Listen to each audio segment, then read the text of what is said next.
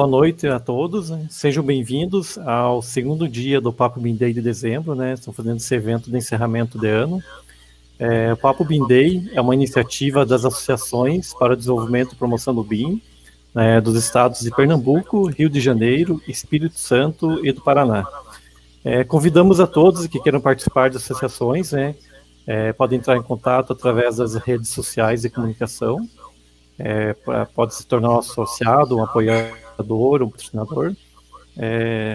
Temos o canal do Telegram, que durante a apresentação da live vai estar disponível o QR Code de acesso. No canal do Telegram a gente sempre coloca postagem, sempre tem assuntos relacionados ao BIM. Meu nome é Maurício, né, sou representante aqui da BIM do Paraná. Queria agradecer aqui nossos apoiadores, patrocinadores, né, o BIM Fórum Brasil, a CBIM, Sinduscom Pernambuco, Sebrae e nosso parceiro aí do evento, a Agrasoft. Hoje vamos conversar aí com Edivânio Teixeira, né, vou falar um pouco sobre objetos BIM. Seja bem-vindo, Edivânio.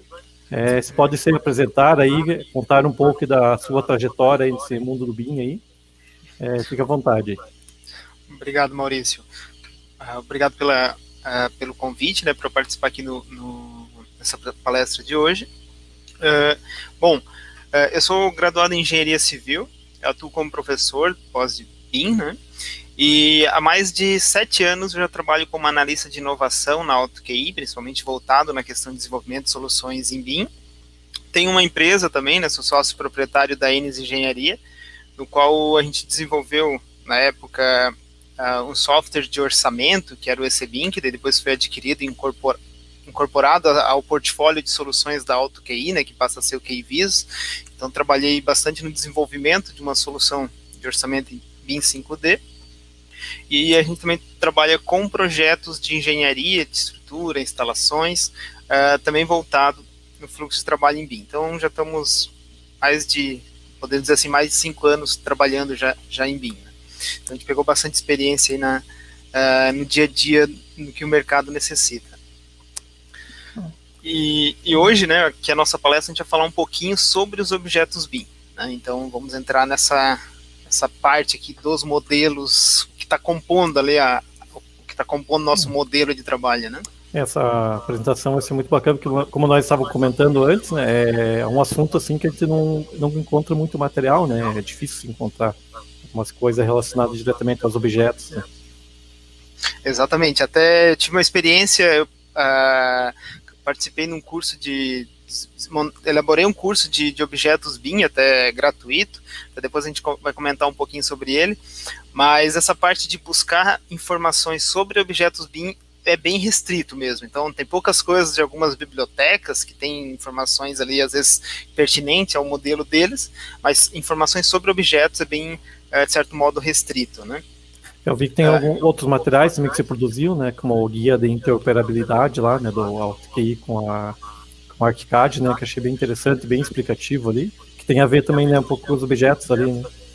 Sim, ali a gente comenta um pouco também sobre os objetos. O que a gente puder ir contribuindo, né, no dia a dia, material, vídeo, palestra, né, estamos à disposição, né. Bom, então, entrando um pouquinho, né, nessa parte, então hoje eu vou trazer um pouco para vocês essa questão em si dos objetos BIM, a gente colocar alguns tópicos aqui na mesa, a gente estava conversando antes, né, Maurício, alguns pontos que tem um pouquinho de divergência entre talvez teoria e prática, mas a gente vai conversar um pouquinho aqui sobre os objetos BIM. O primeiro ponto, né, que eu gosto assim, de trazer sobre os objetos BIM é que geralmente a gente enxerga às vezes muita questão dos modelos, né, mas esse modelo a gente está fazendo uma simulação da edificação. E essa simulação da edificação a gente vai utilizar vários componentes, né, então ela na prática, quando a edificação for construída, a edificação em si é um elemento complexo, né? Então, cada elemento que a gente tem nessa edificação, por exemplo, aqui eu tenho um chuveiro automático de incêndio.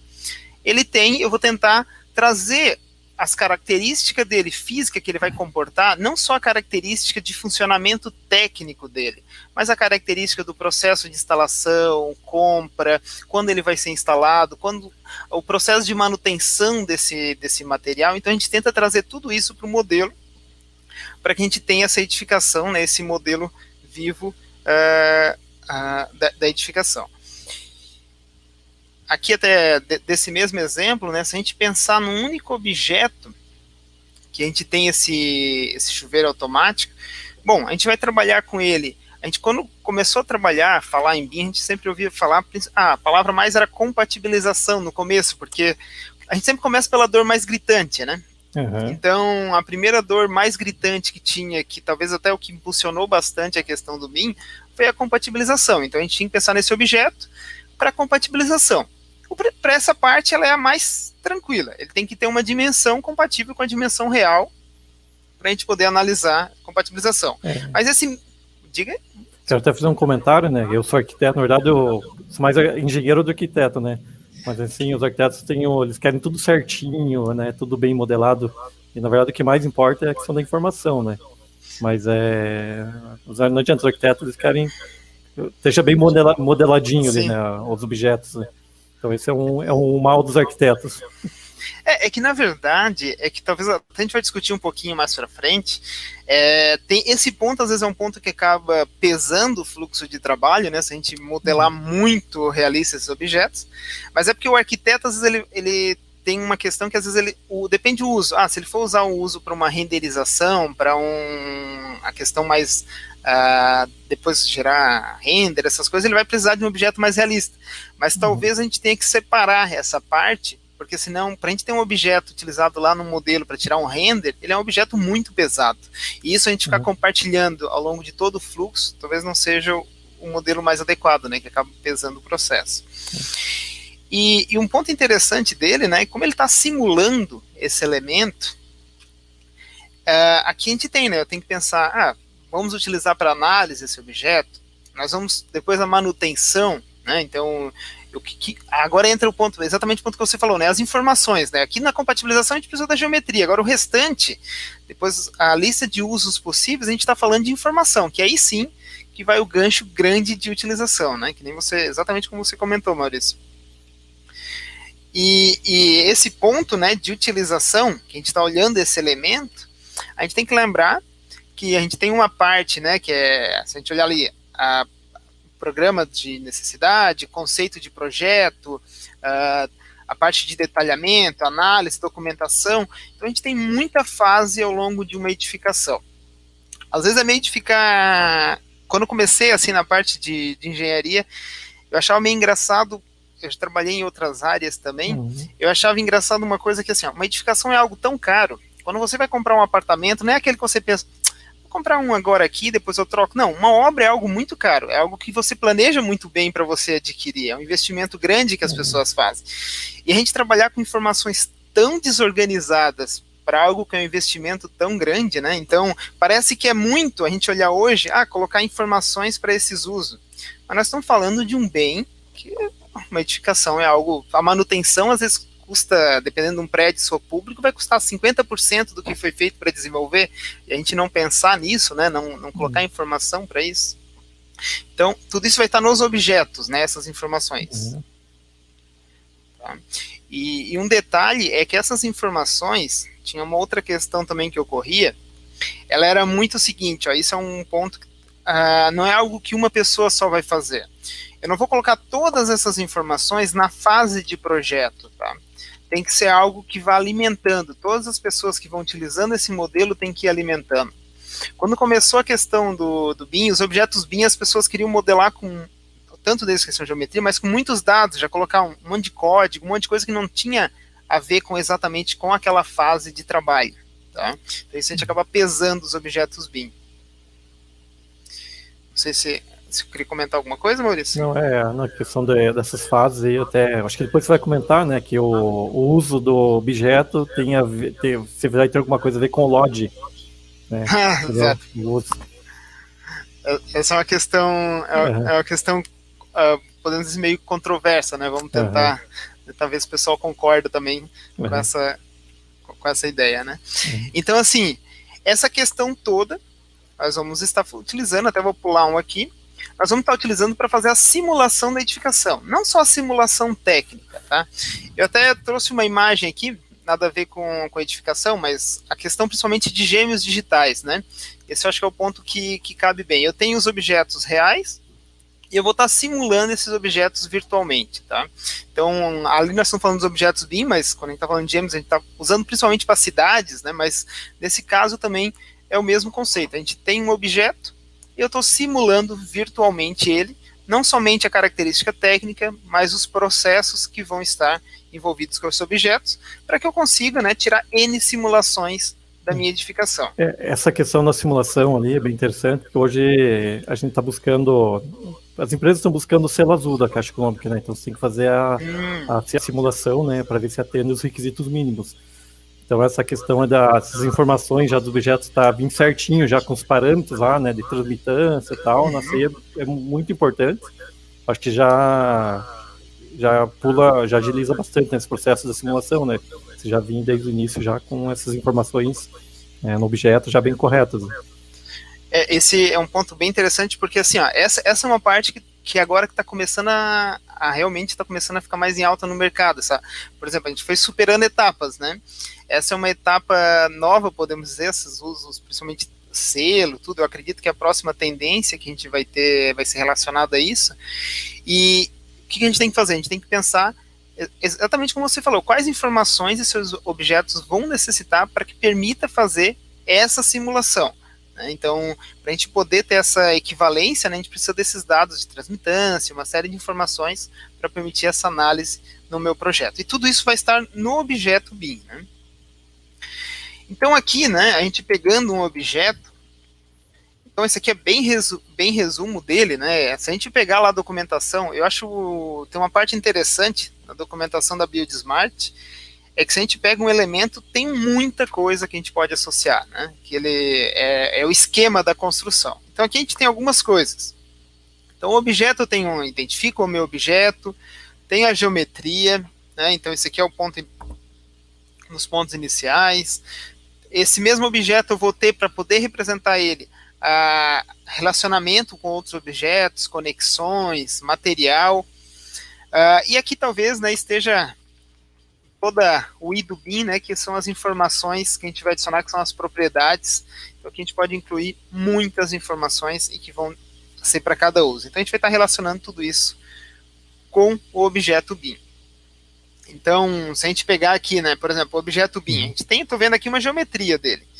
Mas lembrando que não está somente no objeto, mas até as interações com os outros também estão no objeto. Vamos pegar, por exemplo, eu tenho aqui esse chuveiro automático.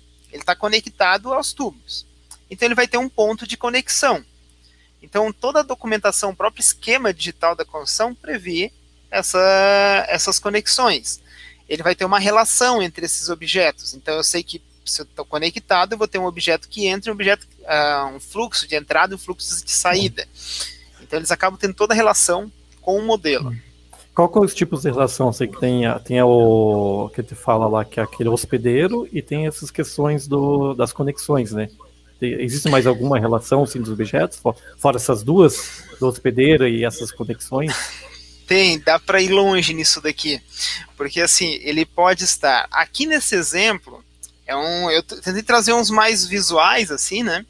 Mas essa pergunta é bem boa, porque o que acontece? Esse objeto vai estar no ambiente, certo? Uhum. Então ele teria uma relação com o ambiente.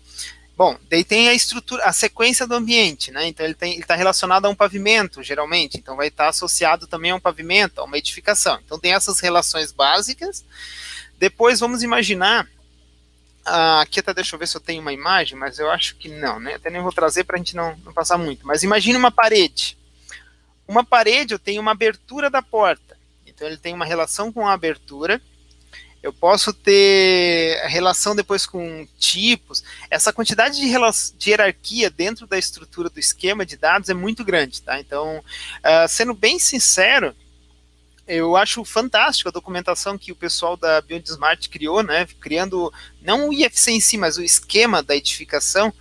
a quantidade de relação que eles preveram, a gente deve usar mais ou menos no dia a dia aí uns 20, 30%, tá? São essas aqui. Essa de entre modelos, essa entre de pavimento. Mas, por exemplo, esse objeto, até eu não coloquei aqui, alguém responsável por ele, certo? Então, no modelo eu também posso ter essa pessoa como relacionada a esse objeto. Não como uma informação, mas como uma pessoa mesmo. Existe lá no modelo previsto isso. A gente não vê na interface dos softwares, mas eles exportam isso, tá?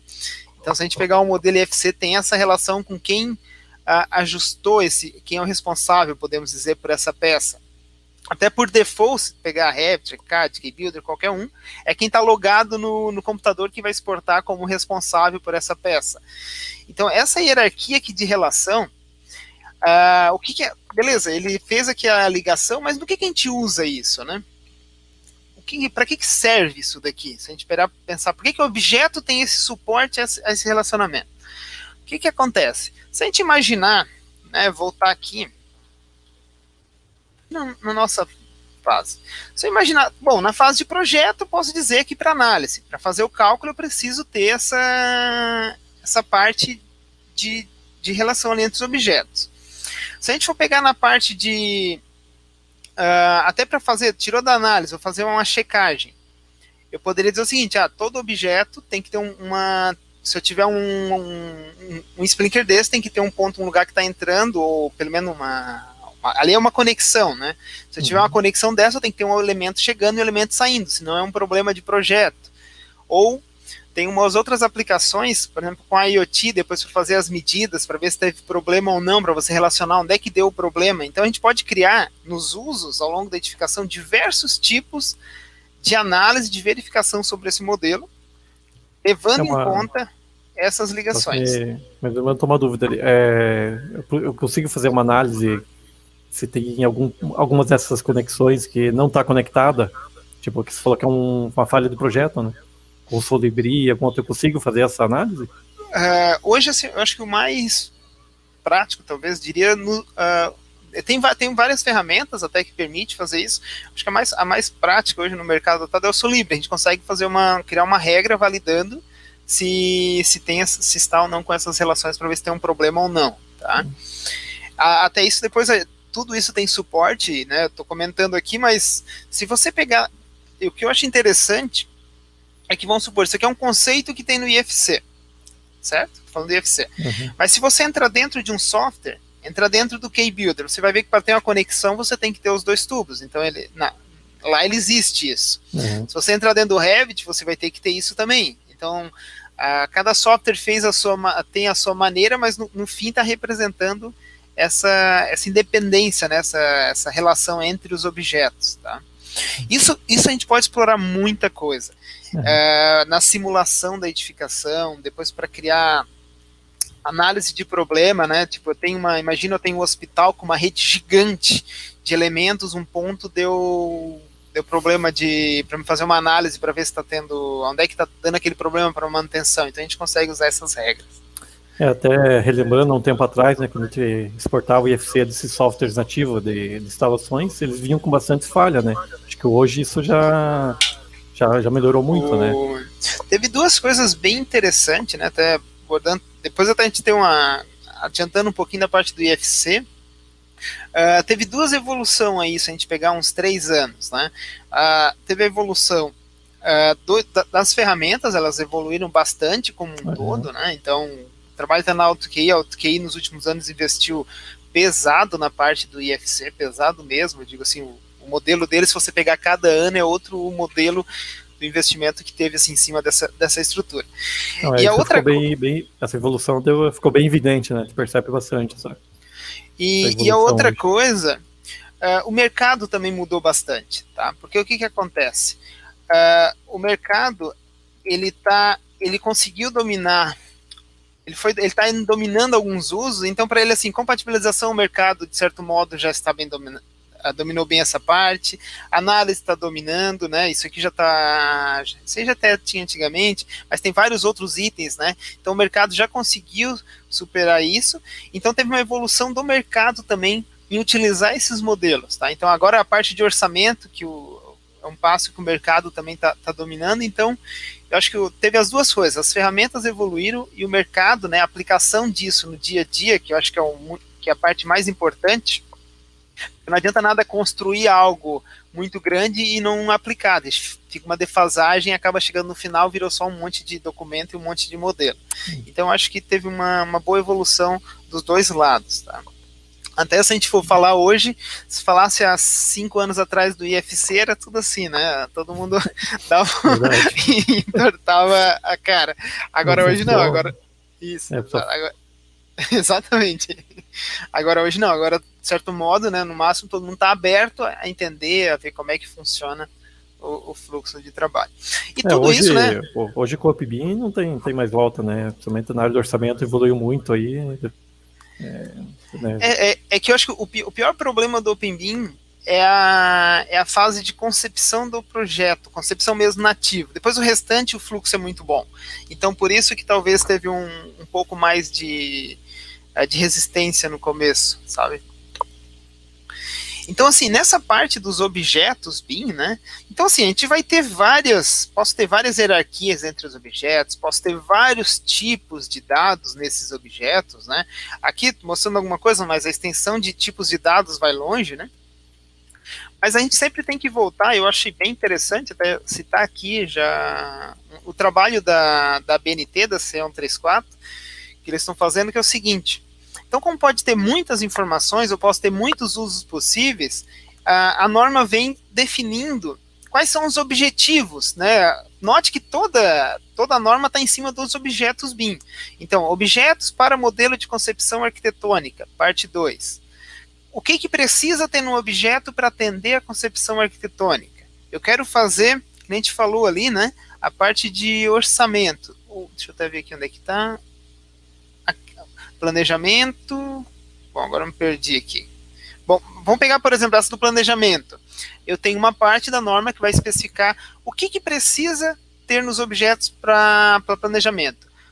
Se vai precisar ter algumas relações entre eles para planejamento, se vai precisar, quais dados vão precisar para atender a fase de planejamento. Tá? Então, estaria voltado ao que eu quero fazer, utilizar aquele objeto BIM.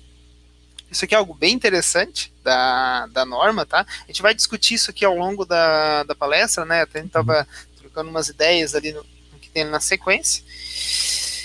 Então, assim, entre os objetos BIM, a gente pode trazer alguns tipos, né? Não sei se você queria comentar alguma coisa, Marcelo? Maurício, desculpa. Pode prosseguir. Tá. A gente, talvez para dar os tipos assim que mais vai interferir, né, desses objetos BIM, a gente poderia criar duas linhas de separação. Quanto ao modelo deles, se ele é paramétrico e não paramétrico, e quanto ao formato, se ele é um formato fechado, nativo, ou é um formato aberto. Tá? Então, eu acho esse elemento, essa representação digital da construção, a gente poderia dividir entre esses dois grupos. Então, se a gente olhar o primeiro, né, o que é a parametrização? Né? Então, a maioria que já está trabalhando no BIM, a gente sempre está trabalhando nativamente na concepção, geralmente com elementos paramétricos. Aqui eu estou modifiquei um dado, ele já alterou geometricamente a minha parede, que alterou também a porta, mas alterou os dados também desse modelo. Então, é uma parametrização. E o outro são os objetos não paramétricos. Aqui, por exemplo, eu tenho os dados, eles são estáticos, né? Então, a minha geometria não vai modificar conforme vou modificando os dados. É uma informação estática. Então, esse ponto, agora que entra a grande questão. Então, porque nós temos também, beleza, esses arquivos de objetos BIM, ela tem um formato de arquivo, um formato de dados para representar isso. A gente tem o formato aberto, né? No caso que a gente sempre discute é o IFC. O IFC o formato hoje que a gente usa do IFC, na verdade, ele é um formato STEP, né, que é da mecânica, então tem bastante a ver, a gente está trabalhando com elementos da construção, então esse nosso formato, ele era para representar os elementos da mecânica, então tá bem representado. E a gente tem o formato nativo, que é o que vocês já viram também, cada software tem uma sua extensão própria, que é um formato próprio, né? Então, pega lá o Revit tem um, o KBuilder tem outro, o ArchiCAD tem outro formato, e cada um tem um deles. Agora, aqui começa a entrar as questões.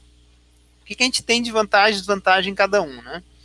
Se a gente olhar na parte de parametrização, note que o seguinte, se eu tenho um objeto, né, um objeto não paramétrico, eu acho que a maior questão está no o paramétrico, né, se eu tiver um paramétrico ao longo de toda a vida, melhor. Isso vai me... eu tenho algo a mais, não estou perdendo nada, então tá tranquilo. Então, se tiver, eu nunca vou perder nada. Mas o objeto não paramétrico, ele geralmente ele te limita nesse ponto, que é o ponto de concepção de projeto, porque é onde você vai querer definir a dimensão ali da parede, você vai querer puxar o tubo, colocar as conexões, modelar. Então precisa daquela inteligência, parametrização para fazer isso. Então ele pode, o não paramétrico geralmente limita nessa parte de concepção. E essa parte de concepção, o que acontece? Se a gente pega no formato aberto, formato em IFC, é onde está o nosso limite. O ponto que limita é a parte de concepção de projeto. Por isso que o IFC teve uma restrição tão grande no começo, porque o que acontece? Na parte de início, nós sempre trabalhamos com objetos, todo mundo começou pela concepção do projeto, ninguém começou iniciando em BIM, já trabalhando diretamente com Facility, outra coisa, todo mundo começou na concepção. Então aqui na concepção, o IFC ele é um pouco limitado, tá? Isso eu estou falando do IFC até o 4, porque o 5 já vem a parametrização no IFC 5, tá? Então, ele é mais limitado eu ter esse controle de dimensão, porque essa parametrização é uma inteligência de cada software, é uma inteligência do KeyBuilder, é uma inteligência do Revit, é uma inteligência do ArchiCAD, então é algo particular na fase de projeto. Mas, em contrapartida, né, então, por que o IFC ele acabou entrando bastante na jogada? É porque o formato fechado, ele é exclusivo daquela ferramenta, então eu acabo, de certo modo, não tendo a interoperabilidade, ou seja, eu estou se a gente pensar no projeto, eu fiz só arquitetura, ok, mas agora eu pensar para simplesmente fazer orçamentação, eu não vou fazer orçamentação só de uma disciplina que estava no software X, só da disciplina B que estava no software Y. Eu vou fazer orçamentação da obra como um todo, então a interoperabilidade é um item essencial para me fazer a orçamentação. Né? Então, claro, às vezes tem equipe que acaba restringindo, não, a gente tem que precisar do software A, o software B para trabalhar, mas no dia a dia, para a questão fluir, acaba tendo que trabalhar interagindo entre todos. Então a interoperabilidade é o ponto que tranca na parte do formato nativo. Por isso que a gente vai para a linha do IFC, até eu botei uns asterísticos aqui, porque depende muito de cada solução, mas no geral é onde a gente acaba, ela acaba nos ajudando, a gente acaba tendo um fluxo contínuo e abrindo muito mais possibilidades, né? Depois até a gente tem um exemplo usando um pouquinho essa parte dos dados, né? Então voltando aqui para a nossa imagem, né? Então o que acontece? Aqui a gente tem um problema, né? Bom, as duas coisas é como se assim, né? Tu diz que a gente tem, se eu tiver o A, eu não tenho, se eu tiver o objeto nativo, eu tenho paramétrico, mas eu perco a interoperabilidade. Se eu tiver o IFC, eu tenho interoperabilidade, mas eu perco a parte da modelagem. Então, como no fim a gente vai trabalhar com vários softwares diferentes, eu preciso das duas coisas, como é que a gente resolve, né? Então, na prática, né? Se eu tenho os dois. Então, geralmente, né, no sentido prático desses objetos BIM, meio que acabamos trabalhando de duas formas, né? Então, esses elementos da construção, a gente acaba trabalhando num formato, de certo modo, fechado, apenas no nativo, que a gente precisa dessa inteligência dentro de cada software na concepção do projeto, e no restante, né, porque saiu já para a parte de coordenação, análise de colisão, a gente acaba trabalhando no formato que não tem mais esse limitante. Como a concepção geralmente está voltado dentro de cada disciplina, né, então na hora que a gente compartilha com o modelo como um todo, a gente acaba trabalhando no fluxo em IFC. Tá? Então, mesmo que as pessoas, assim, eu já vi, como teve bastante questão de trabalho, começar a trabalhar com fluxo fechado, né, 100% do fluxo fechado, naturalmente, quando ele vai evoluindo os demais usos, ele tem que trabalhar, né, hoje é a opção que a gente tem, trabalhar com o formato aberto. Tá? Até uma informação complementar é que, assim, tem o IFC de formato aberto, mas na BuildSmart tem outros formatos também, que o esquema é o mesmo, mas posso ter até em banco de dados, então até formatos mais modernos, né, a gente poderia dizer assim, a gente poderia trabalhar com esses objetos, com esses esquemas de dados. Até hoje não vi, assim, ninguém conseguindo trabalhar inteiro, né, no ciclo, no formato fechado, né, vai ter um momento que vai ter que trabalhar, né, num formato aberto, né? O que eu já cheguei a ver, assim, as pessoas chegarem aí até, chegou mais longe num formato fechado, é quando eles fazem tudo 100% dentro do mesmo escritório, sabe? Porque daí o que acontece? Aí até a pessoa consegue ir um pouco mais longe no formato fechado. Mas isso não é uma realidade. Todo mundo acaba trabalhando, interagindo com N profissionais. É difícil, cada vez mais difícil ter um escritório que talvez faça como um todo, né? Então, o que eu mais vi trabalhar foi nesse sentido, assim. Mas no geral, como você falou, na sequência tem que ir para um modelo mais aberto, né? Então, nessa parte, né, dos objetos, a gente sempre vai ver, quando a gente está falando do objeto, até voltando um ponto atrás aqui, a gente sempre lembra da família que eu vou utilizar diretamente na modelagem.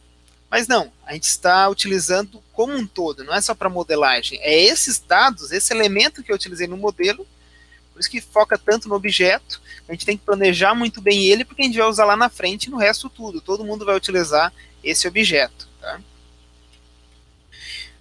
Bom, então aqui a gente falou um pouquinho dessa da parte de interoperabilidade. Tá? Eu pessoalmente, sendo bem sincero, né, de certo modo mais aberto, no começo, quando eu comecei a trabalhar com esses modelos em formato aberto, na questão do IFC, às vezes a gente passava por uns perrengues e dizia, não, esse negócio não vai dar certo não, cara, porque não é... tipo, todo mundo que começou passou por uns perrengues, e tipo, não, isso aqui não vai rolar, mas aí do outro lado não tinha saída, até que todo mundo, de certo modo, né, mercado e ferramenta evoluíram junto, e hoje a gente tem um fluxo, né, bem tranquilo, né? E dá aquela virada de chave na gente também, daí o negócio vai. Exatamente. É que tem duas coisas, né? A gente, como ser humano, a gente tem uma resistência, às vezes algumas coisas, a gente acaba criando naturalmente, às vezes, algumas resistências, né? Mas depois a gente já tem a resistência da transição, né? Do CAD pro BIM, né? E dentro do BIM tem as outras resistências também, né? Exatamente. Do trabalhar formato aberto, fechado, FC, então você vai encontrando barreiras, né, durante o BIM também. Esse exemplo é bem bom porque é mais ou menos assim, né? A mesma resistência que, bom, a gente foi do CAD pro BIM, tu não tem escolha, uma hora ou outra tu vai ter que encarar isso, né? Aí todo mundo, de certo modo, já chegou nessa linha. Aqui também na questão do formato aberto, todo mundo vai ter que, não tem como fugir do formato aberto, ou volta e meia você vai ter alguém no fluxo de trabalho que vai precisar disso, tá? E ainda sobre a parametrização, né? A gente falou aqui que a principal limitação, voltando aqui, do IFC está na parametrização, tá? Só que eu gostaria de destacar um detalhe, né, que a maior limitação é a parametrização geométrica, tá? Então, a questão de dados eu consigo trabalhar, a maior limitação está na geometria. Então, partindo da questão de que, certo? Claro, a geometria é o que eu dependo do objeto BIM lá no comecinho do projeto, mas no restante, todo o fluxo, a gente parte com os dados, tá? Então aqui a gente acaba trabalhando bastante com os modelos. Então a gente acaba tendo essa liberdade. E ainda sobre eu queria fazer um comentário com relação até essa imagem dessa bomba. Às vezes a gente precisa de um objeto vira uma caça ao tesouro, né? A gente às vezes acaba não encontrando, né? É ruim deixando. Tendo até que modelar, tipo, algo, né, mais próximo assim, e inserindo as informações, né? Mas é complicado, você vira uma caça ao tesouro. Exatamente, e dá um trabalho, é um custo alto isso, fazer essa modelagem, né? Uma coisa que eu acho bem interessante, até a gente estava trocando uma ideia há pouco, foi aquele exemplo, né, na parte de aviação, que eu tive a oportunidade de conversar ali com uma pessoa que fazia o projeto lá da parte de aviação, e eles têm um conceito, de certo modo, né, parecido com o nosso, mas bem à frente, até pelo nível de detalhe que eles fazem as análises. Todos os objetos deles são fornecidos pelo fabricante, então eles têm algo bem parecido com a gente, tá? Todos esses objetos são fornecidos pelo fabricante, então essa questão de a gente modelar não teria essa necessidade, porque eu não fabrico peça, você também não fabrica, então o que você modelar e eu modelar vai ser algo meio genérico, né? Então não é algo realmente o componente que vai ser utilizado, né?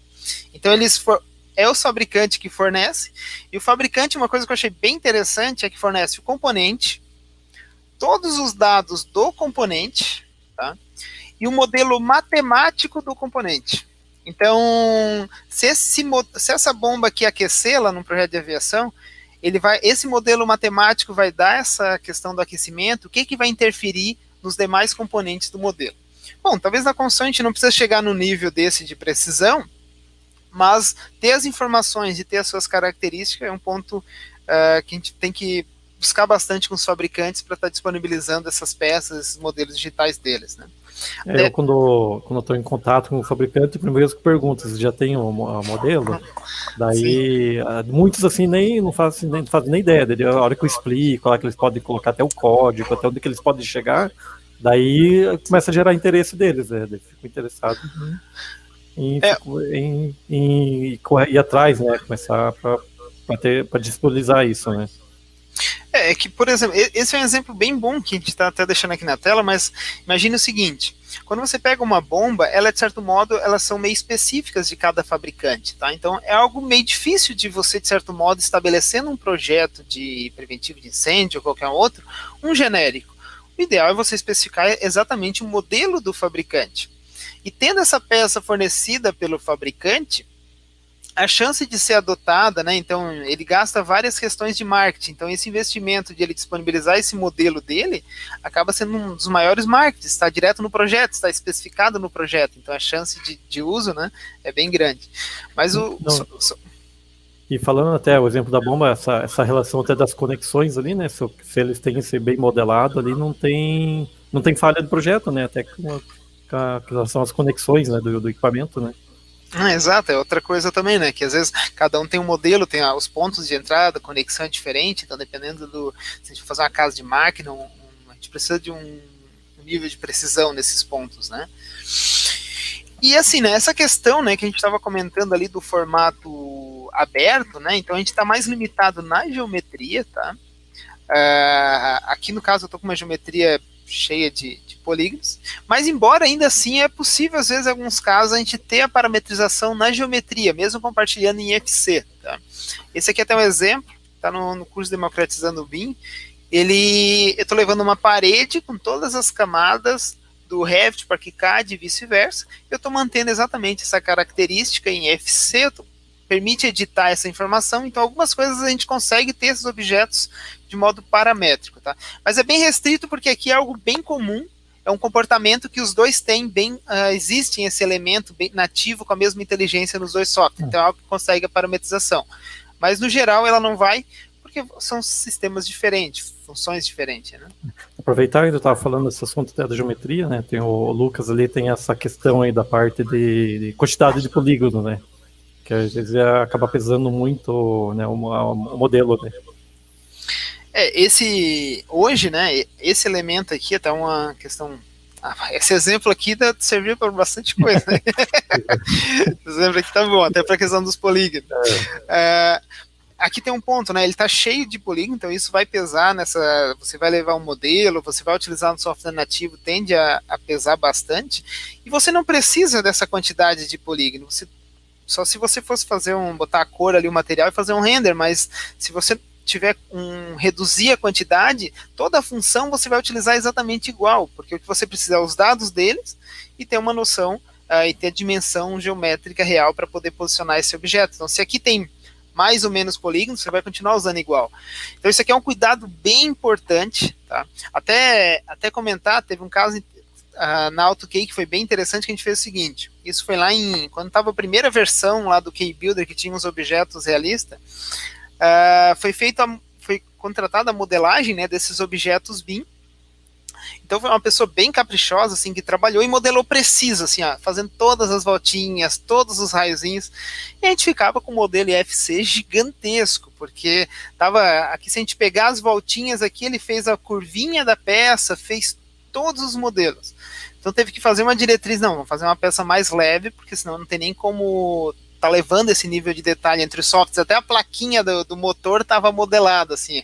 Então, primeiro foi o nível de detalhe exagerado. E essas peças não deram de ser utilizadas, porque era extremamente pesada. Então, se exportasse um modelo IFC do K-Builder lá naquele que foi feito internamente, levasse para o Revit, você quase demorava anos para abrir no Revit. E agora não, a gente trabalhou para as pessoas fazerem. Às vezes tu olha, parece mais simples, mas foi feita uma otimização para tentar evitar o máximo possível a quantidade de polígono nesses objetos BIM, para que o processo acabe sendo mais fluido. O MAP tem muito objeto detalhado, né? Então esse acaba complicando. Se não me engano, tem até alguns plugins, né, para fazer para reduzir o número de polígonos, né? Tem até, na verdade, até depois eu vou mostrar um pouco para vocês, o QI Visos, que é um de orçamento, ele tem um controle que ele reduz, às vezes, dependendo do objeto, a quantidade, até para você trabalhar com projetos de grande porte. Então, internamente, ele tem esse conceito, dá para você reduzir essa questão de malha. Se a malha é extremamente pesada, né? Tá trabalhando com um prédio, tem até empresa, um prédio nos 30 mil metros quadrados, milhares de bomba, milhares de equipamento, então ficava pesado. Então, tinha essa opção para tentar deixar mais leve, né? Então, isso é um ponto que às vezes acaba sendo trabalhado, né? Tem mais uma pergunta aqui do Thiago aqui. Acho que você vai acabar comentando sobre isso ainda, né? Deixa eu colocar aqui a pergunta dele, que é parte dos padrões, classificar informações dos objetos. Essa parte de classificação, até eu não trouxe ele diretamente aqui, tá? Esse é um ponto que hoje a gente tem a NBR 15965, a parte de classificação, tem o Miniclass, tem o padrão, na verdade tem o Miniclass, que é um padrão internacional de classificação, e eles estão fazendo uma adaptação para a realidade nacional, né? Até tem um ponto bem interessante, que imagina, dentro do país, pela imensidão do Brasil, se a gente pegar um componente, o jeito que é conhecido no sul com um nome, no norte é conhecido por outro nome. Então imagina a gente trazer uma tabela internacional para cá, né? Então, desde nomenclatura, os elementos não vão existir. Então tem essa adaptação para a norma brasileira. E a classificação, ela é algo, até dizendo assim, o uso dela, de certo modo, está meio conceitual ainda, podemos dizer, tá? Uhum. É algo extremamente importante, tá? Na hora que começar a pegar, vai pegar legal, tá? Então isso é algo que a gente vai ver quando for utilizar, por exemplo, eu vou fazer o orçamento, ou melhor, fazer o planejamento. Esse tipo de bomba que a gente tem aqui na tela está classificado de um modo. Então eu sei que aquele grupo de bombas eu vou precisar ter determinado tipo de cuidado na hora de fazer lá a execução. Eu não entro exatamente no modelo quando eu falo a classificação. Eu não vou pegar, essa aqui não é a bomba MV2 não sei o quê. Sim. Mas ela é a bomba centrífuga para incêndio. Bomba centrífuga para incêndio, ok. Então agora eu vou dizer o seguinte, todas as bombas centrífugas para incêndio, a gente vai precisar desse acessório, a gente vai precisar desse processo na instalação. Então a classificação, essa padronização em cima dos objetos, embora é algo que de certo modo não está sendo trabalhado muito, ela vai trazer um ganho muito grande, tá? Então digo que vai ser outro passo, assim como o IFC, vai ser outro passo que vai ser dado no uso desses modelos, que vai ser essas classificações da norma. O Thiago até complementa ali a pergunta, né, que é em relação aos padrões internacionais, eu acho que você já acabou respondendo ali. Uhum. Daí vem nesse contexto, né, que daí tem o Miniclass, tem várias outras tabelas padronizadas, mas daí tem que adaptar para a realidade nacional, mas mantém ali o core, a essência, né, de como é que está organizado esses componentes. Então, assim, aqui a gente tem essa questão, né, a gente estava dentro da parametrização.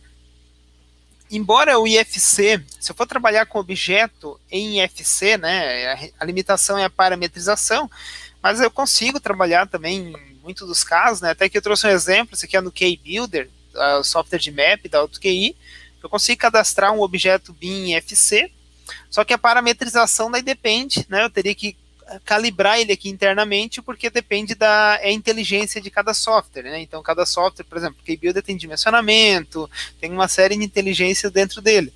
Então, você teria que calibrar para essa inteligência dele. Então, mas você consegue trabalhar também com formato IFC, esses objetos BIM, tá? Então, aqui a gente falou da parametrização, tá? Bom, esse é o ponto que a gente diria de limitante. Mas agora é o seguinte, a gente pensar, que nem a gente estava comentando, a classificação eu não tenho problema, tem nos objetos BIM, propriedades, tenho até dados, né, tem dados de propriedade.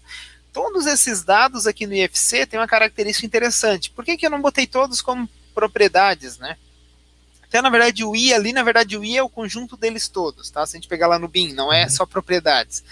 Porque quando a gente trabalha na estrutura, cada um tem um sentido diferente. Até se a gente pegar lá na própria estrutura do IFC ou dentro de cada software, vai estar de um modo diferente. Existem as propriedades, a classificação é outro tipo de elemento, né?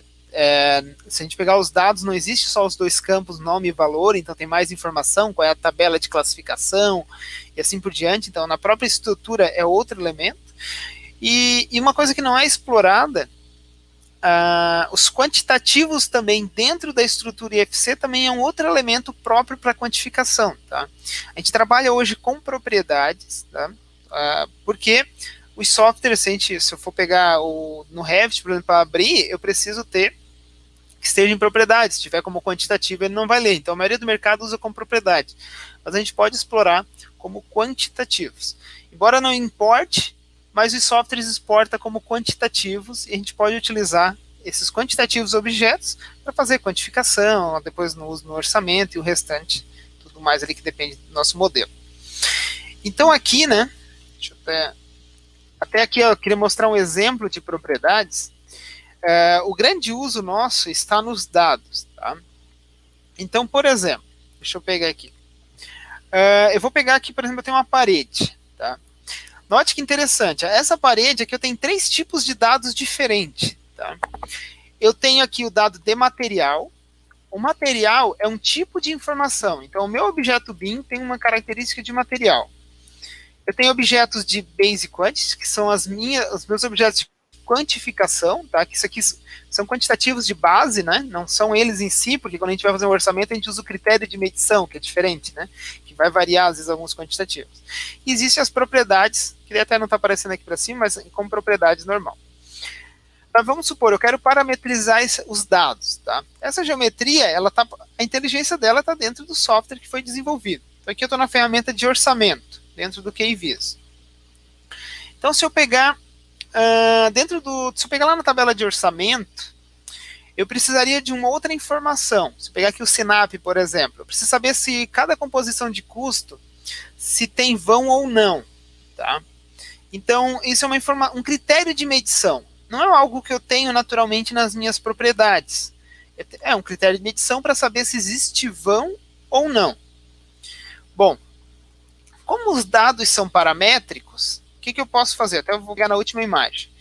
A gente pode criar correlações entre as informações. Então, posso pegar os dados pré-existentes, até mesmo geometrias, relações entre os objetos, e criar uma regra para definir se aquele meu material, aquele objeto BIM, atende aquele critério de medição, né, tem vão ou não. Então, eu consigo criar esses dados e adicionar critérios paramétricos naquele objeto. Então, por exemplo, esses dados aqui não estão no projeto. Através de outras informações, eu parametrizei para tirar qual é a avaliação do vão, se tem ou não vão.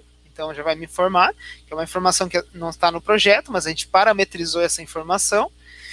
E outra coisa interessante, por exemplo, até botei aqui o nome, área real. Por quê? Quando eu estou fazendo a medição de uma parede, conforme a minha tabela de medição, a minha tabela de custo, eu vou ter métodos diferentes de contabilizar a área. Então, através da parametrização dos dados desse objeto, eu consigo definir a minha área real do critério de medição. Tá? E a partir disso, para fazer o orçamento. Então, eu consigo, né, depois extrair a partir desse modelo exatamente o orçamento, parametrizando os dados que tem nos objetos BIM. Tá? Então, aqui a gente tirou esse modelo, né? Opa, então não voltar, desculpa. E isso ali nós estamos falando os critérios dentro da ferramenta orçamento e com o IFC, né? Com o IFC, exatamente, bem lembrado. Até depois eu tenho um videozinho que eu vou mostrar para vocês. Esse critério de medição, essa parede, esse objeto, a gente está parametrizando os objetos. Então, assim, voltando aqui no começo, né? Talvez aqui, ó. O que acontece? Dentro do IFC, então, voltando lá nos objetos BIM em formato IFC, o limite está lá, talvez na concepção de projeto eu vou ter limite usando um objeto em IFC. Mas no restante, não, porque eu preciso dos dados, e os dados eu posso parametrizá-los ainda. Então, eu posso trabalhar livremente com eles. E tudo o restante que eu vou usar são os dados. Tá? É assim, como a gente nós temos engenheiro, arquiteto, a gente não é acostumado a trabalhar muito com questões de dados, né? Então foi o BIM que trouxe isso para a gente de modo assim, para começar a trabalhar. E acaba sendo fantástico o modo como a gente pode manipular essas informações para extrair o que a gente precisa, a análise que a gente precisa do nosso modelo, né? Dados, eu digo dados eu sempre não trabalhou com Excel e assim por diante, mas eu digo dados em modelo, né? Na empresa que estou trabalhando agora, a gente está tendo experiência, né, a gente usa uma ferramenta de orçamento que é baseado no IFC também. Nossa, é fantástico, sim, porque você consegue extrair de informação ali dos objetos, né, ali, para orçamentação ali, né. Exatamente. Realmente está fazendo o orçamento ali em BIM e OpenBIM ainda, né.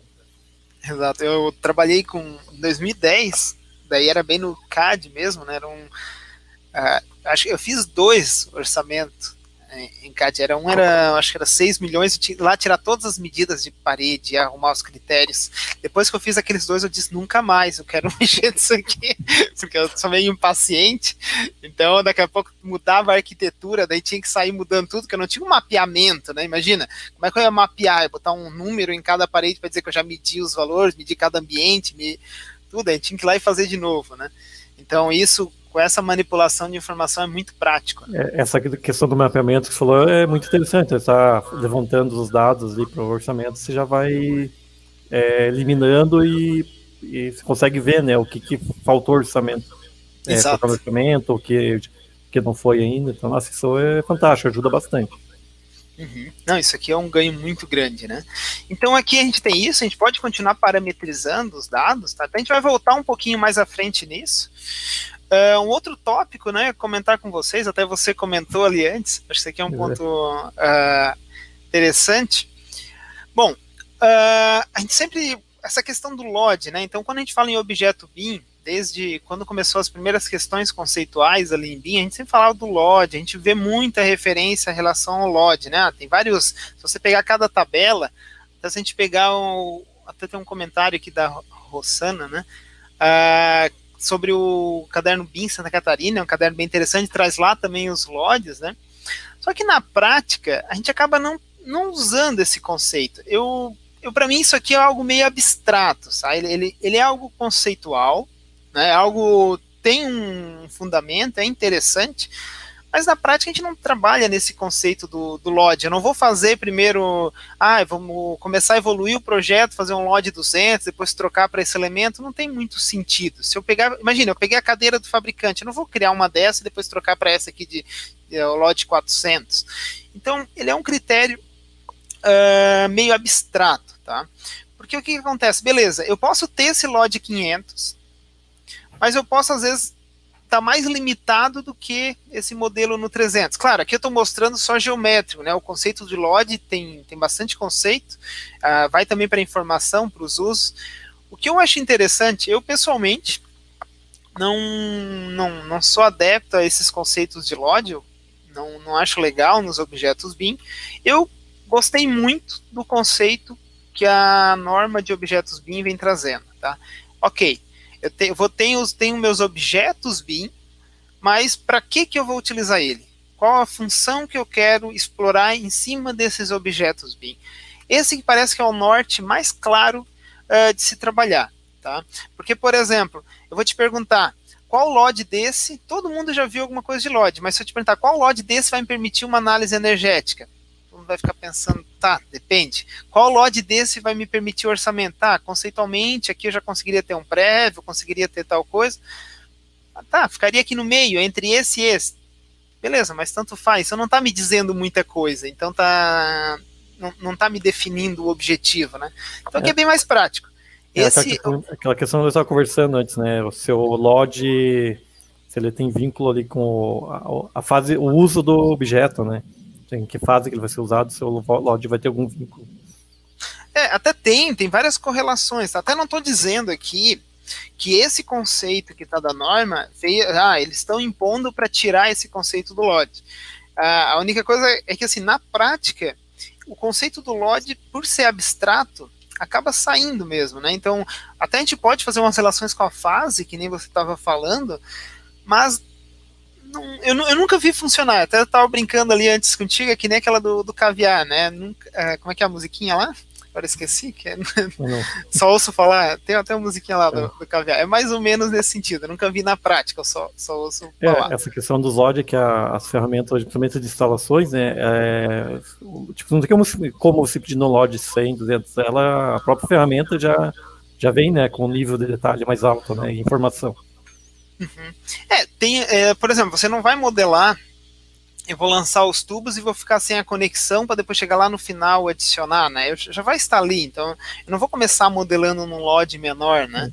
Então não tem, realmente, como você falou, então se eu pegar de instalação, ou melhor, se pegar de arquitetura, claro, a arquitetura ainda tem uma partezinha mais clara, que você pode começar modelando nos ambientes. Então se eu pegar aqui a volumetria em si, tirando do LOD, ela é algo que já nos permite fazer muitas análises prévias ali da minha edificação. Então é algo importante, né? Não estando aqui relacionado ao LOD, mas é algo que tem bastante importância.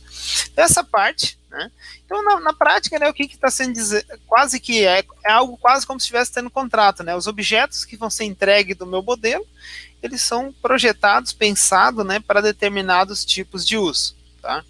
Geralmente, né, tipo, vai estar lá visualização, detecção de interferência, extração de quantitativo, orçamento, né, as documentações. Então a gente tem os usos específicos do qual a gente quer explorar aquele objeto BIM. Aproveitando os ganchos do LOD, né, a Rosana ali comenta, né, do caderno BIM Santa Catarina, isso fica bem evidente, né, no caderno ali, né, que a questão dos LOD, né, ele está bem evidente ali, nas fases ali. Até o que eles tentaram fazer, que é o que muitos trazem, é aquela questão, eles pegaram os LODs e tentaram definir o que está em cada uma das fases. Se eu não me engano, até fizeram uma equivalência com as fases de projeto, né? Dos LODs com as fases, né? Então eles tentaram montar ali uma adaptação de uso dos LODs, mas no fim você está orientado ao objetivo, do que você quer explorar do modelo, né? Então, sendo mais foco ali no resultado, está mais voltado ao objetivo.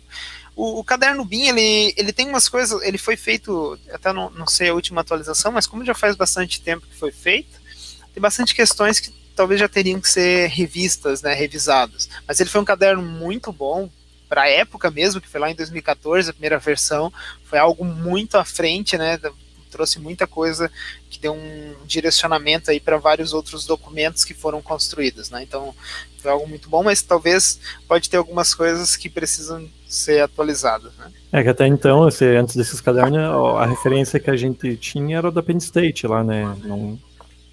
Daí com o do caderno BIM do Paraná e Santa Catarina ali, a gente tinha referências, né? Do processo, né? Exato, não, sim, depois a gente já começa a ter um norte ali das coisas para seguir. Até eles trouxeram vários conceitos, questão da classificação, trouxeram bastante coisa ali bem importante no caderno BIM, né? É a questão, hoje em BIM, como tudo corre muito rápido, né? Então tudo tem que ser atualizado muito rápido, né? Então tem bastante informação. Agora, só para a gente ter uma ideia do objeto, né? Se eu pegar aqui, por exemplo, uma luminária, até esse aqui é do curso Democratizando o BIM, a gente tem ali a detecção de interferência. Deixa eu até voltar aqui, né? Se eu precisar para detecção de interferência, eu precisaria de informações, primeiro uso, precisaria ter pelo menos a geometria 3D com dimensões reais, saber o tipo de elemento e o ambiente. Agora, se eu for partir para mais um uso, nós vamos utilizar também em projeto. A gente vai ter que ter alguns dados técnicos dele. Então, teria uma sequência de informação necessária para projeto.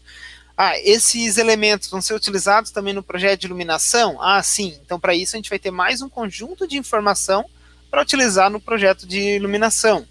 Manutenção. Vamos utilizar também no de manutenção?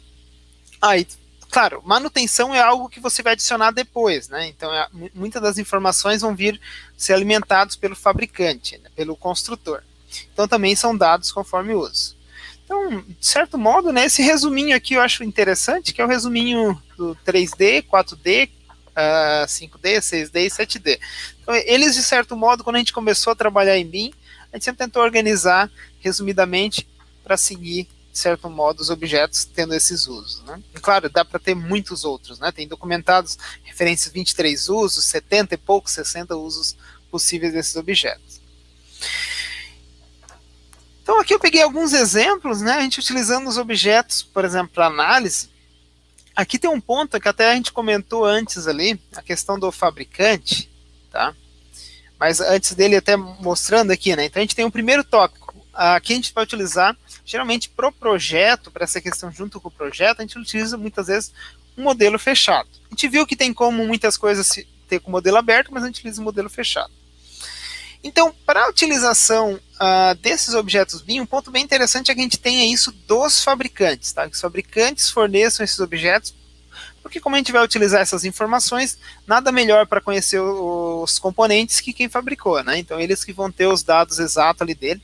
Não é para ter o catálogo do fabricante, não é para ir lá e adicionar o catálogo inteiro descrito do fabricante, mas as informações básicas de uso, né? A questão dos dados, que eu acho mais complicado, é a questão para análise energética, né? Porque isso tem que ser ensaiado em laboratório, tem que ter o laudo, né? Essas informações que são, acho que as mais críticas, assim, né? Que precisa de um ensaio de laboratório, né?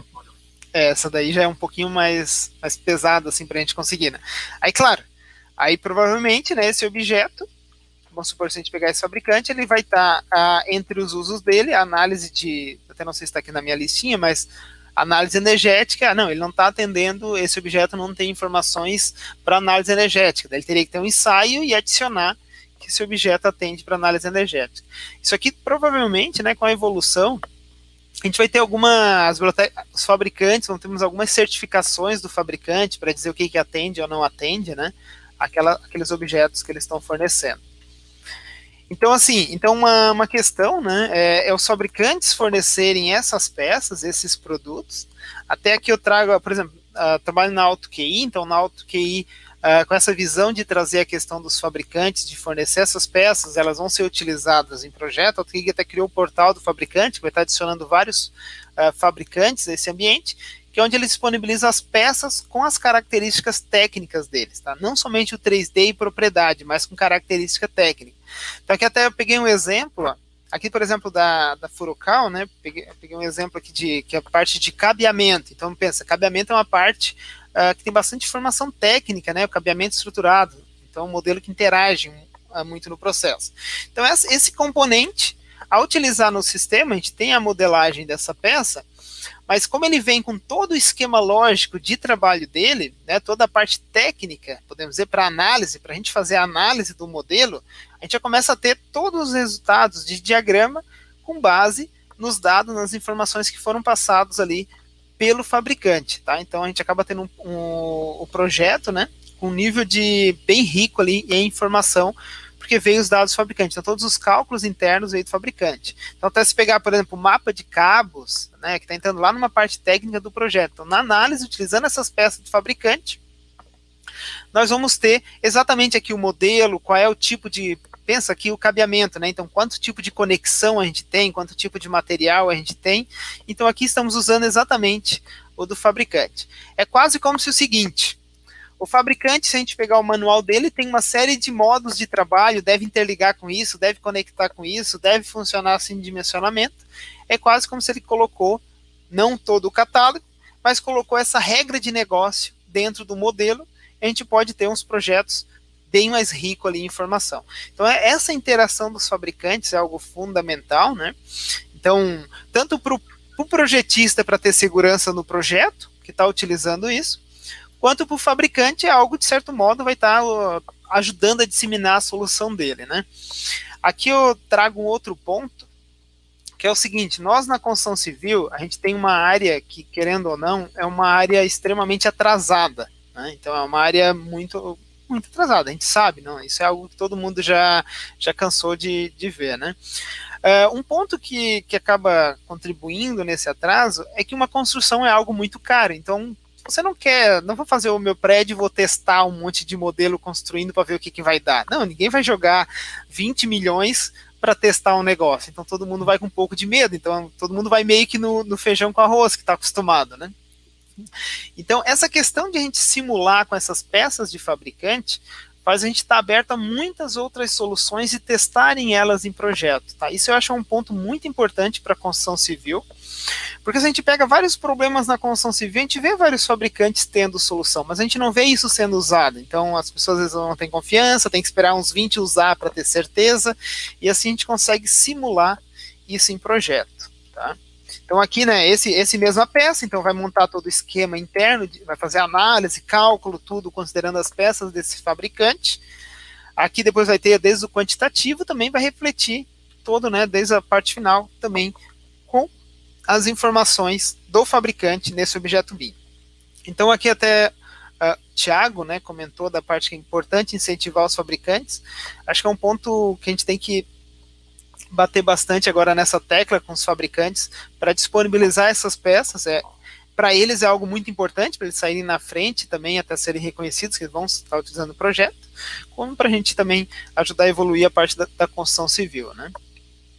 Isso é bem bacana. Então aqui tem outro exemplo, por exemplo, está usando o painel fotovoltaico, está usando diretamente o painel de um determinado fabricante, e ali sim, ali tem que ter toda a característica técnica daquele fabricante para fazer a análise sobre a edificação. Então não é algo que eu peguei lá e atribuí um valor genérico, né, que a gente colocou, né? Então estamos usando dados do fabricante.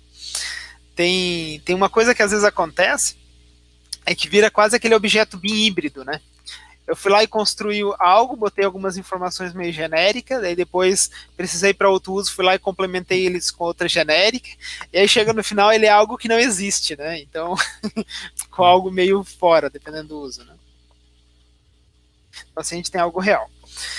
Então aqui a gente falou um pouquinho dessa parte do fabricante, tá? Que é um ponto eu acho crucial para a gente pedir essas informações.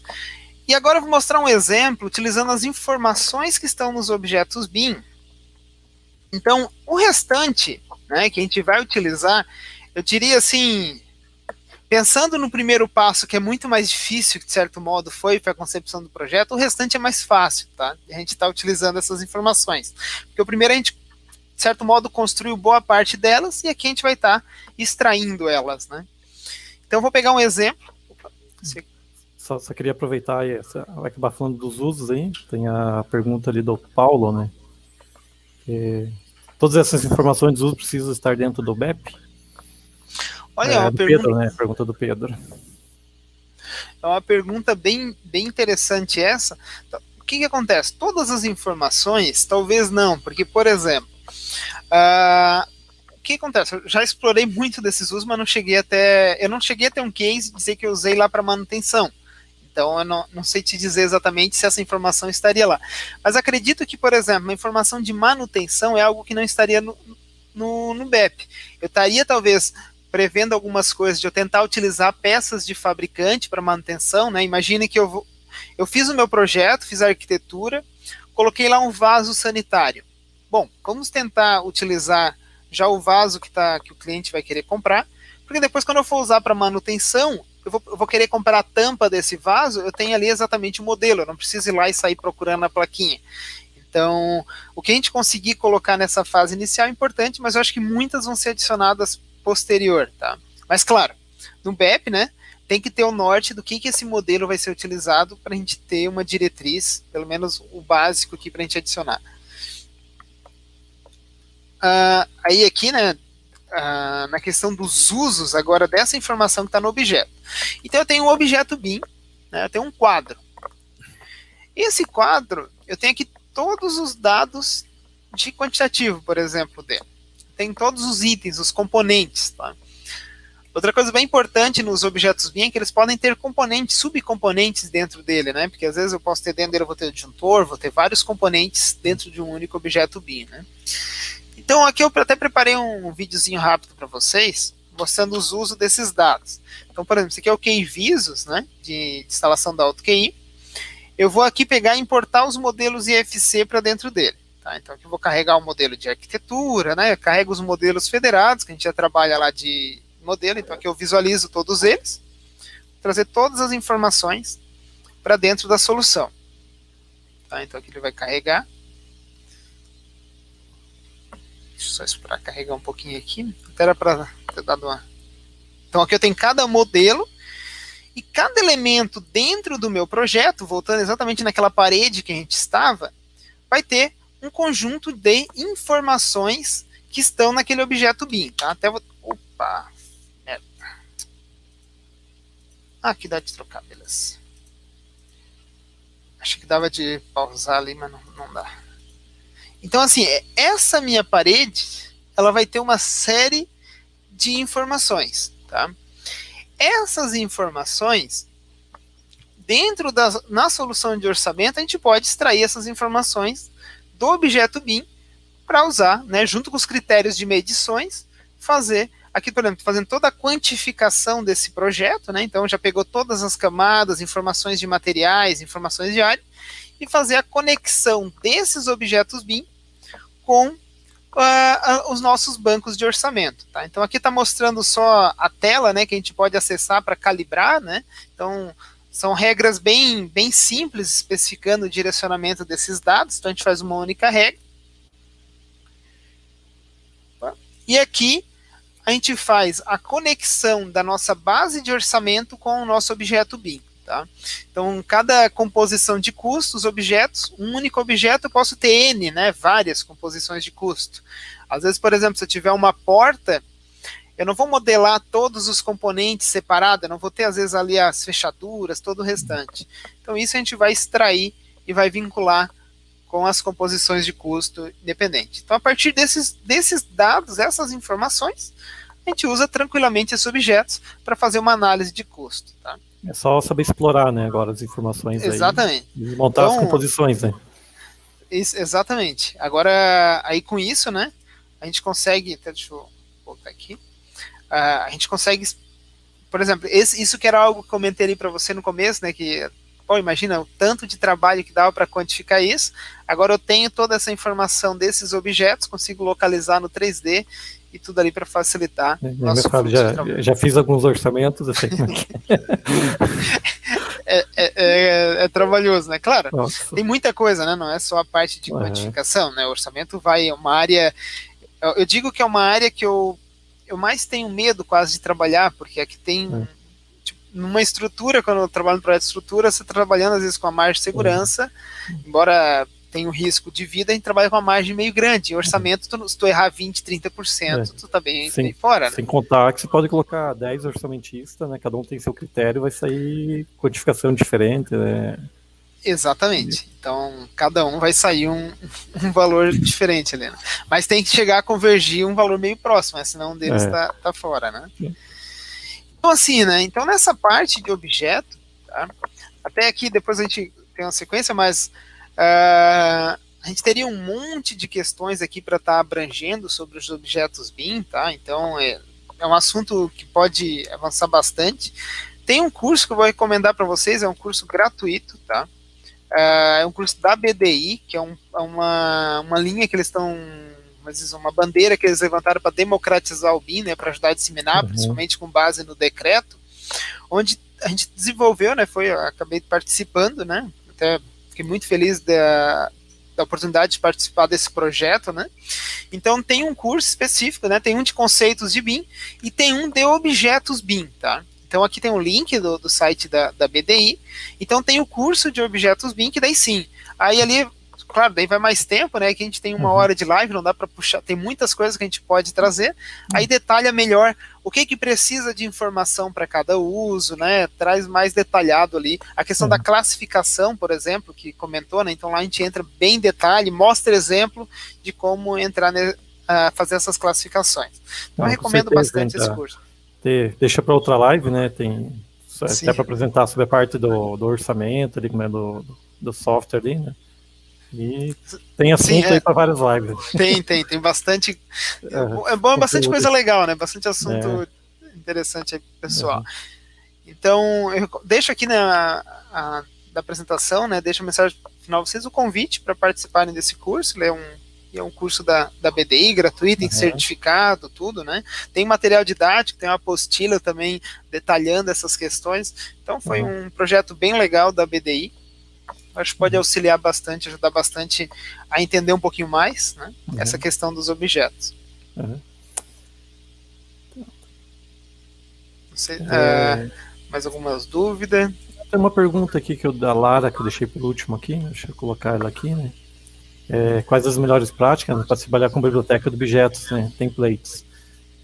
O que eu tenho visto assim é que o pessoal acaba fazendo um template, né, com as configurações, automações de planilhas, a parte gráfica, essa questão dos objetos é feito um arquivo em separado que se chama de showroom, né? E não sei se tem alguma outra forma, como é que o pessoal vem trabalhando aí. Uma coisa que eu, assim, tem um outro ponto que talvez a gente não chegou a abordar ali. Mas agora é o seguinte, eu tenho os objetos, né? O template vai ter um conjunto de objetos, né? Um padrão. Uma coisa bem importante, que eu aprendi bastante também na prática, é mais fácil a gente ter menos informações e elas estarem organizadas e padronizadas, porque não adianta eu ter vários objetos com várias informações em campos diferentes, porque se eu for tirar um quantitativo, vou ter vários. Imagina fazer um mapeamento de dados que se eu tenho uma luminária está de um modo com determinados nomes, outra está com outro padrão. Então, eu acho que um ponto muito chave, né? Eu acho que começaria até. Era para ter comentado um pouquinho aqui, talvez faltou, que a gente tem tanto assunto que dá para puxar aqui com os objetos BIM, né? É padronizar, organizar essas informações, tá? Então é ter um padrão de informação, desde nomenclatura do objeto, né, um padrão para você conseguir localizar, um padrão, uma organização dos dados que estão nesse objeto, tá? Então o principal ponto é esse. Hoje cada um vai ter de certo modo a sua padronização desses dados, mas com a norma, né, de objetos BIM a gente começa a ter algo em comum. Então isso vai alavancar muito a gente ter esse compartilhamento de objetos, ter uma padronização de dados. Até isso a gente aborda um pouquinho mais de detalhes também no curso ali da BDI. Tá? Uhum.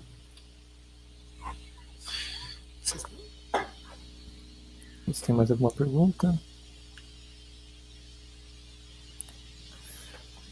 Então acho que é isso aí. Queria agradecer, né, você pela disponibilidade aí, né? Acho que depois dessa live aqui quando tiver, você vai ter uma outra visão, né, da parte dos objetos, né? Acho que deu uma boa esclarecida aí. E se quiser falar das suas considerações finais aí, alguma dica, mais alguma coisa aí. Bom, quanto do assunto de hoje, né, talvez eu termino ali reiterando ali do convite lá do curso de objeto, e alguns pontos, né, que a gente tem ali que volta, a gente vai ter vários, hoje a gente fala bastante dessas bibliotecas, mas a gente vai ter vários modelos diferentes, então cobrar essa questão da norma para sair o quanto antes, essa questão das normas de objetos, para a gente ter uma padronização nacional, para a gente consiga, porque hoje, de certo modo, esse ponto que foi comentado, né, que foi a Larissa, você comentou, né, do template, a Lara. Esse ponto do template é um ponto bem importante que ela falou, porque acontece, como a gente não tem uma padronização desses objetos, a gente acaba tendo que ou trabalha com o template A ou com o template B, porque quando você for trabalhar misturando os objetos BIM, a gente vai ter padrões diferentes de dados, tá? Então, acho que um ponto a gente também tem que cobrar para sair o quanto antes, né, ou contribuir lá nos grupos da norma, para a gente ter o quanto antes uma norma nacional padronizar essa informação. Bom, e para a gente poder iniciar, agradeço ali o convite, né, para participar hoje do BIM Day, né, o grupo tem vários, em cada estado, bem legal esse programa, bem interessante, tem bastante, até eu vi lá no site de vocês, tem bastante conteúdo, bastante referência, então achei bem interessante mesmo. As BIM Paraná, tem as BIM do Espírito Santo, Pernambuco são 4. E Rio de Janeiro. E Rio de Janeiro, então agradecer E tá vindo outros a BIM pela frente, para 2021 aí vai ter novidades, estão preparando mais material, né? Uhum. Mas até com essa pandemia a gente conseguiu, né, produzir bastante conteúdo aí bacana. Sim, não, bem legal essa iniciativa de disseminar, né, de poder, principalmente agora que tem os decretos e tudo ali que está envolvido, né, então construir esse conjunto de informação para disseminar conhecimento em BIM. Então, gostaria de agradecer aí o convite. Qualquer coisa a gente está à disposição. E amanhã nós temos outro Papo BIM Day, né, que é sobre sistemas generativos, né, com nosso grande querido aí, o Rogério Lima, aí, né? Tá amanhã no mesmo horário, através do canal do Papo BIM Day. Então todos estão convidados aí para acompanhar amanhã essa live. Então, obrigado, pessoal. Até amanhã, então.